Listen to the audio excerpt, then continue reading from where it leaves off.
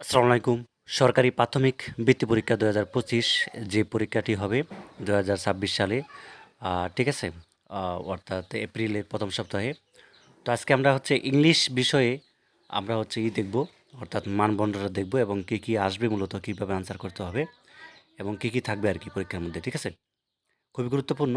কেননা এখানে যদি কী আসবে আসলে মূলত এগুলো যদি শিক্ষার্থী বা পরীক্ষার্থীরা না বোঝে, তাহলে কিন্তু বৃত্তি পরীক্ষার মধ্যে কিছু লিখতে পারবে না, ঠিক আছে?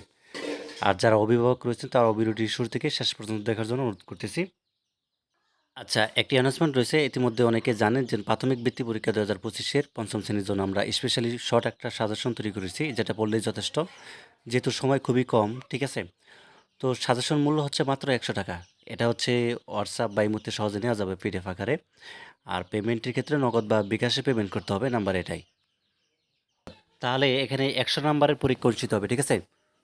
তো প্রথমে যদি আমরা একটু দেখি যে ১ নং এ যেটা করতে হবে, ১ নং এ থাকবে হচ্ছে ম্যাচ করতে হবে given words the their meanings, ঠিক আছে?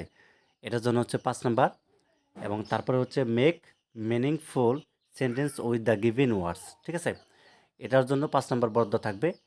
এরপরে কোশ্চেন নং ৩ এ থাকবে answer the following question sentence, অর্থাৎ 6 শর্ট, অর্থাৎ কনস্টেক্সট, ঠিক আছে? রেসপন্স যেটা কোশ্চেন রয়েছে will be given and each one will be have a answer well all of them.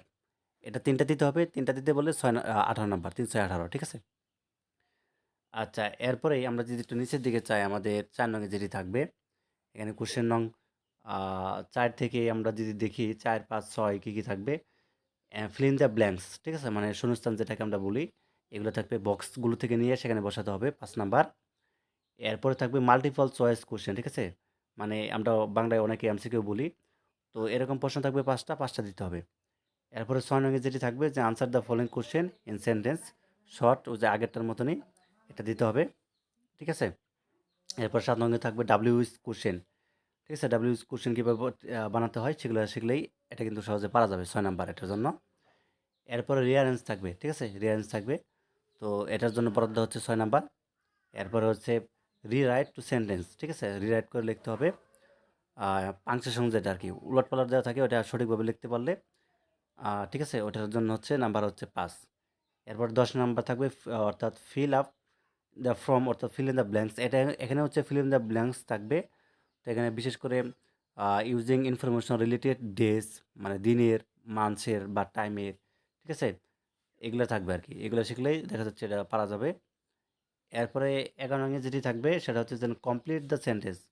সেন্টেন্সটা হচ্ছে আনকমপ্লিট অবস্থায় থাকবে, সেটাকে কমপ্লিট করতে হবে। এর জন্য হচ্ছে নাম্বার হচ্ছে ৫। এরপরে ১২ নং এ থাকবে হচ্ছে একটা লেটার, ঠিক আছে? লেটার শিখে বা একটা লেটার শিখতে দেখা যাচ্ছে এই ১২ নং দেওয়া যাবে। এরপরে শর্ট কম্পোজিশন দিতে হবে যেকোনো একটা, ঠিক আছে? ফ্রি রাইটিং এই answering A set of question. আচ্ছা, এখানে ১০ নাম্বার আর লেটারের 10 নাম্বার। বিশেষ করে এই যে লেটার আর এই যে কম্পোজিশন যেটা হচ্ছে, এই দুটো খুবই গুরুত্বপূর্ণ, ঠিক আছে? নাম্বার যদি বাড়াতে চাও এই দুটো খুবই গুরুত্বপূর্ণ সহকারে পড়তে হবে। তো যাক, এই হচ্ছে ১০০ নাম্বারে কী থাকবে বলে দিলাম, ঠিক আছে? তো ধন্যবাদ সবাইকে ভিডিওটি দেখার জন্য। আল্লাহ হাফেজ।